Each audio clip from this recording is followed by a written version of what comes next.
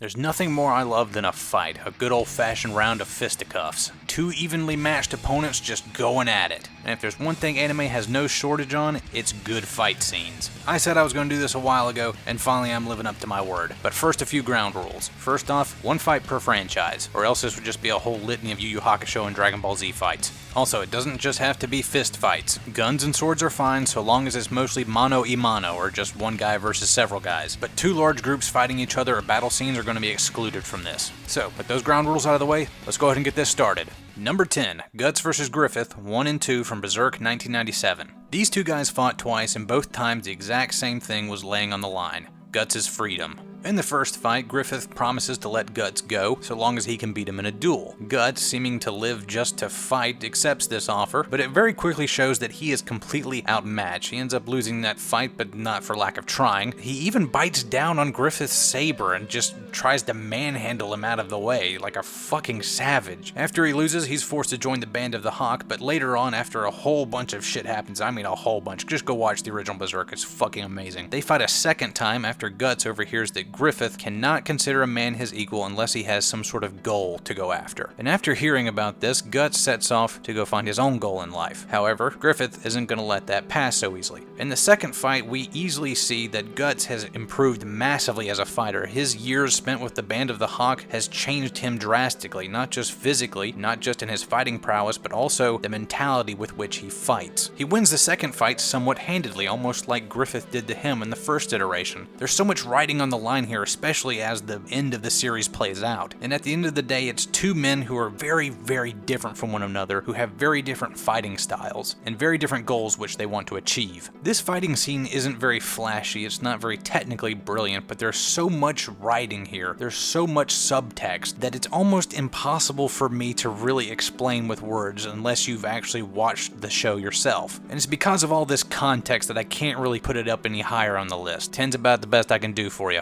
Alright, so we know that context matters. In this next fight, context matters a little bit, but it's more about the spectacle. And anime fights are no stranger to spectacle. And there has to be no greater spectacle than watching one man take on many. Whether that be Saitama in his dream sequence, or any number of a litany of whole different other shows. Or Trunks or Goku or the Z-Fighters taking out Frieza's minions left, right, and center in Resurrection F. Or to give you a live action example, the Tower of Joy scene from Game of Thrones. That scene was absolutely superb, and in trying to find the anime equivalent of it, I think there's no better candidate than the 8th MS team versus Norris Packard from Mobile Suit Gundam, the 8th MS team. As our titular Gundam team closes in on a Zeon super weapon, the Zeon forces put up their best pilot to buy themselves some time, Norris Packard. This lone mobile suit ace takes his Golf custom mobile suit and just absolutely lays waste to the team. He goes up against 3 Gundams, 3 gun tanks, and a command truck that's tracing his every single move. Even with this massive advantage of 6-1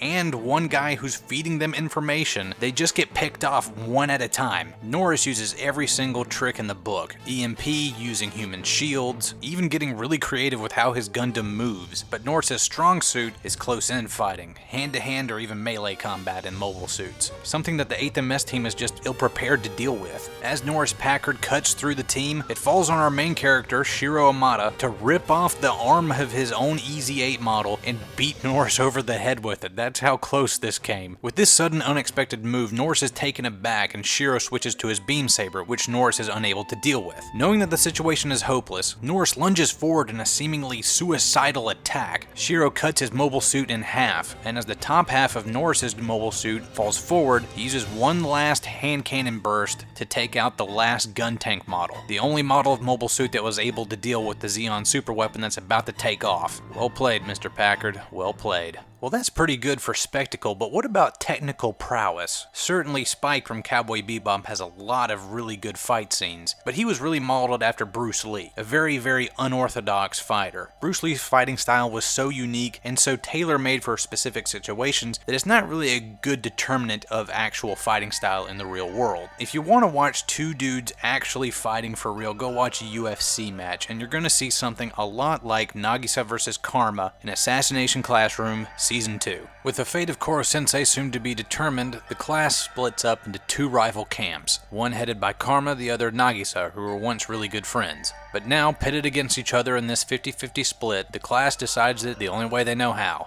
an assassin's battle. Nagisa and Karma pick apart each other's teams, and eventually it's just the two of them remaining. The two fighting styles are really interesting. Karma is a brawler. He wants to just wear you down and take you into deep water where you can't get out. Nagisa, on the other hand, is a tactician, always feeling you out, trying to find that one open area where he can deliver the knockout blow. It's a debate that has plagued MMA camps for as long as MMA has existed. Do you play the long game, or you try to swing for the fences and end it as soon as you can? And surprisingly enough, in this fight we actually get a definitive answer. You play the long game. Karma absolutely dominates nearly every single aspect of the fight. Only a few timely tricks save Nagisa from getting the shit beat out of him. Well, actually he still gets the shit beaten out of him. But with one false lunge and one good leg sweep, Nagisa takes the fight straight to the ground, where he locks in an arm triangle. Knowing that the fight is soon to be over, Karma desperately tries to get the knife that's just out of his reach. He finally does, only to hear the pleas from Nagisa to give in. They should try to save Koro-sensei. Karma hears his pleas and agrees with him, and taps out. Kind of a lackluster ending for this fight, but our next entry on this list ends in no such way. Perhaps even a better display of technical prowess is number 7 on this list, Eren vs. Reiner from Attack on Titan Season 2. Here's something I bet you didn't expect in a show about zombie giants. Brazilian Jiu-Jitsu. Looking more like a grappling clinic put on by Damian Maya, this fight is just ridiculous with how intricate it is. First, Reiner goes for the power double takedown. It works, but Eren immediately counters with a heel hook.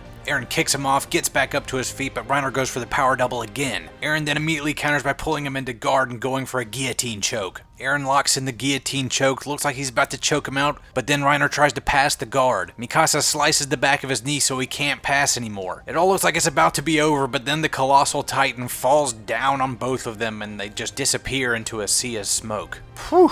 Not bad for a mindless action show about giant mutant zombies. Of course, the depth of knowledge of MMA should come as no surprise when you realize that the man who created the show is actually a huge MMA fan himself, and actually modeled a lot of the Titans after real MMA fighters. Okay, enough about all this fighting that's technically magnificent, masterfully brilliant and all of that. How about something a little bit more bizarre? JoJo's Bizarre Adventure has some of the best fight scenes in all of anime, bar none.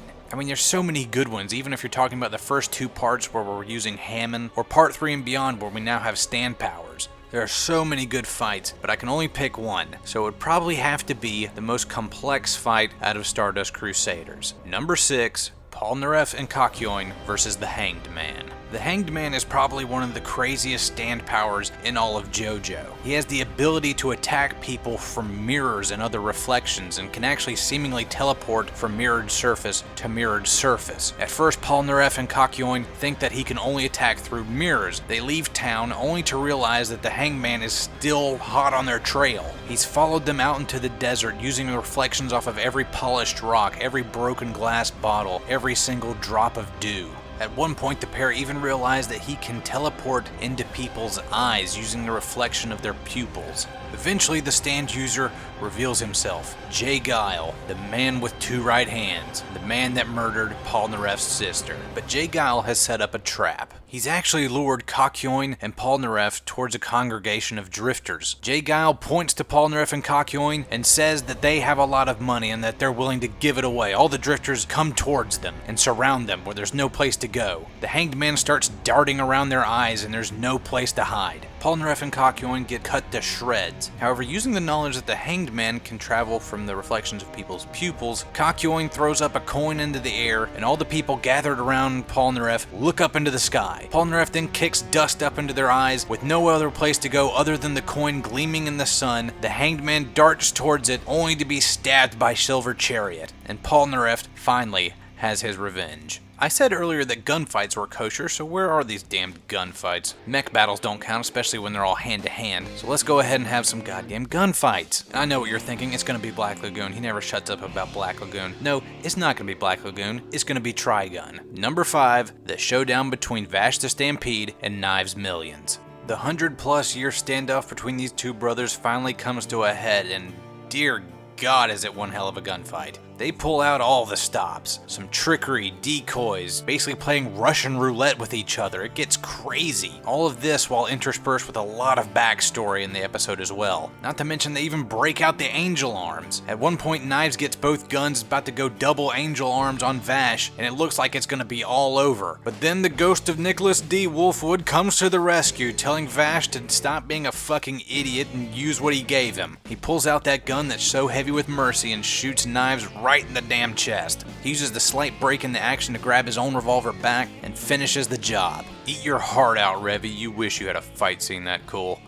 Thus far, just about every single one of these fights has been between two mostly evenly matched opponents. And rightly so, it makes sense. Those produce the best fights, two guys who are really on each other's level, just trying to figure out which one's the best and beating the shit out of each other. But what about the opposite? Yeah, it's fun to watch our protagonist beat the shit out of the bad guy like it's nothing, but what if we flip that? What about the good guy getting the crap beaten out of him by the bad guy? Now I know what you're thinking. How could this be a good fight? How could a fight like that possibly make this list, let alone make it this high on the list? Well, it's because the guy fighting has to know that there is no hope. He knows he's going to get the shit beaten out of him. He knows he might die, but he knows it's the right thing to do, and he's the only one who can do it. Number 4, Moomin Rider versus the Deep Sea King from One Punch Man. If you don't tear up from this fight scene just a little bit, then it's safe to say you just don't have a fucking soul. Moomin Rider is a C-class hero, which is kinda on the bottom rung. He's literally just a guy who goes around trying to get kittens out of trees and beating up purse snatchers. But when the Deep Sea King attacks the city and takes out all the S-class and A-class warriors who stand up against him, he threatens a building full of civilians who can't defend themselves. The only person anywhere nearby is Moomin Rider, and to his credit, he doesn't run. He stands his ground, and for just the briefest of moments as he gives his speech, you think, this guy, he actually might do it. He actually just might beat the Deep Sea King. But no, he gets the crap beaten out of him, and the Deep Sea King doesn't even break a sweat. But Moomin Rider gets up and keeps trying again and again and again. It's only until his body completely fails him and Saitama finally comes to the rescue that the Deep Sea King is vanquished. Yes, Moomin Rider fails. Yes, Saitama had to bail him out, but at the same time, Moomin Rider doesn't know that he's going to get bailed out. He thinks he is the last guy who can defend these people. He knows what's going to happen to him. He knows he's just some guy on a bicycle, but he stands his ground anyway, and that's why he's as high on this list as he is.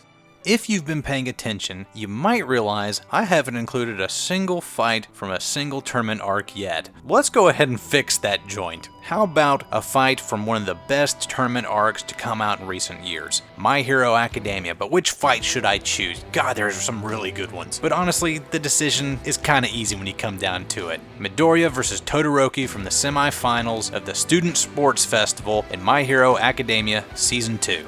Right off the bat, there's a lot of tension here. Todoroki, sometimes derogatorily called Icy Hot, has the power of flames and ice, due to his dad being a fire user and his mom being an ice user. He had a terrible relationship with his father when he was a kid, so he doesn't want to use his fire quirk. He doesn't consider it his own, he considers it his father's, and he hates his dad, so he doesn't want to use it. At the same time, Midoriya knows about Todoroki's problems, but Todoroki doesn't want Midoriya to take it easy on him. Midoriya's quirk, All for One, allows him to supercharge his body and deliver huge blows, like big enough to crack massive robots in half. The only problem is he hasn't really mastered it yet, and he absolutely destroys his body every time he uses it. Todoroki's problem is the fact that his ice power absolutely overpowers the rest of his body. He needs his flame quirk to even himself out. With these two guys with such ridiculous powers and with such ridiculous drawbacks to their powers, fighting each other, it really makes for an interesting dynamic. And when the flag drops and they start having at it, man, is it awesome to watch. Studio Bones pulls out all the stops on this one. It is just a visual feast for the eyes, even if you don't know the context behind it. Todoroki keeps putting up ice wall after ice wall, while Midoriya just keeps knocking him down with his finger flicks. But every time Midoriya flicks his fingers with All for One, it becomes completely useless, almost totally broken. So he's really only got 8 shots, but then he goes for a 9th one. At every point where you think these two guys just can't go any further, they do. And as Todoroki's body begins to freeze up, Midoriya tells him exactly what he needs to hear. It's not his dad's quirk quirk, it's his quirk. He needs to make it his own. And so he does. Todoroki goes all out. In the final showdown, both of them just charge at each other, not giving a shit about their own safety anymore. It is the equivalent of Max Holloway versus Ricardo Lamas. They just point at the ground and say, hey, you and me, we're gonna swing right now and whoever wins, wins. Had it not been for the referee stopping the fight, this probably would have destroyed the entire stadium. If a fight where we almost destroy the entire stadium is number 3, well, number 2 has to be where we destroy the fucking stadium. And the only tournament arc better than the one in My Hero Academia has to be the Dark Tournament Saga from Yu Yu Hakusho. And if you remember correctly, that stadium got blown up a number of times, but I don't think it got blown up quite as well as when Hiei revealed that he had not just tamed the dragon, he had become the dragon. Number 2, Hiei vs. Bui from the finals of the Dark Tournament Saga from Yu Yu Hakusho.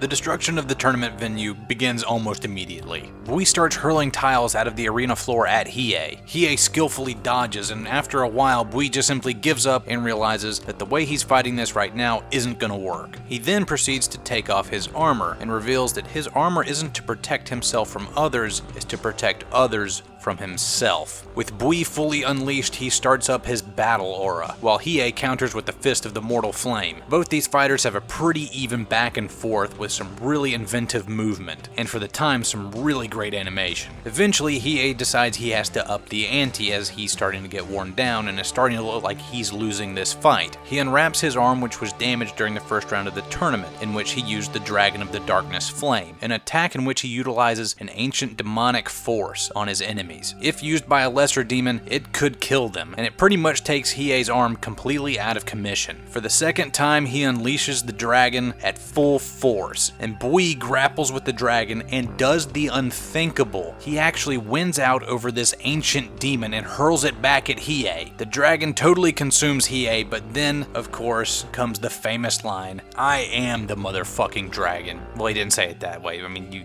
get my point.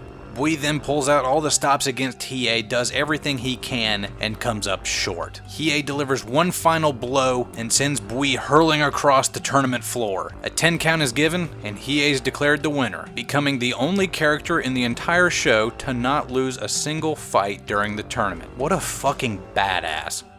Before I reveal number 1 on this list, first some honorable mentions. Enjoy.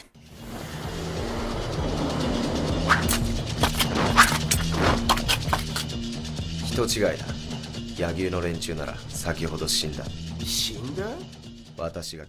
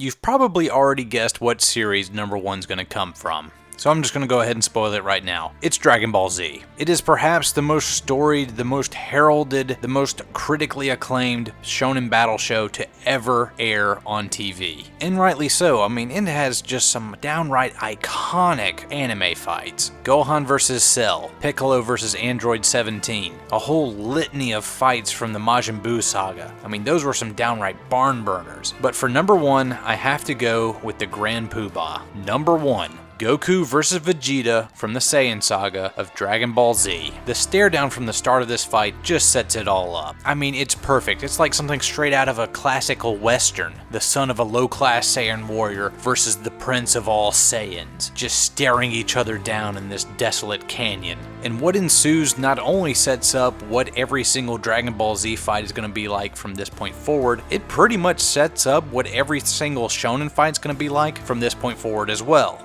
Bear in mind, I'm saying all of this as somebody who started watching Dragon Ball Z during the Android Saga. I didn't watch the original Saiyan Saga until many years later. I had already watched Kill la Kill, I had already watched Cowboy Bebop and Trigun and all these other shows before I went back and watched the original Dragon Ball Z, the first opening saga. And this one absolutely captured my attention like almost no other fight has ever before or since. It just takes so many twists and turns. As soon as you think one fighter has an edge, he pulls out some trick that you haven't seen before, that you didn't expect, and now he's on top, and then his opponent responds. And then of course there's the iconic beam struggle, the Kamehameha versus the Gallic gun, and then Vegeta becoming the Ozaru, only to have Yajirobe come in with his sword and cut his tail off right at the last possible second. And then baby Gohan becomes the Ozaru, and it just gets so fucking crazy, it's ridiculous. All that, and I haven't even mentioned that it basically sets up the character arc for one of the best heels turned baby faces in all of anime, Vegeta. Vegeta's character arc from this point all the way into Dragon Ball Super, which is still ongoing, is just absolutely legendary. For all intents and purposes, it's probably the greatest character arc in all of anime, and this fight set it all up.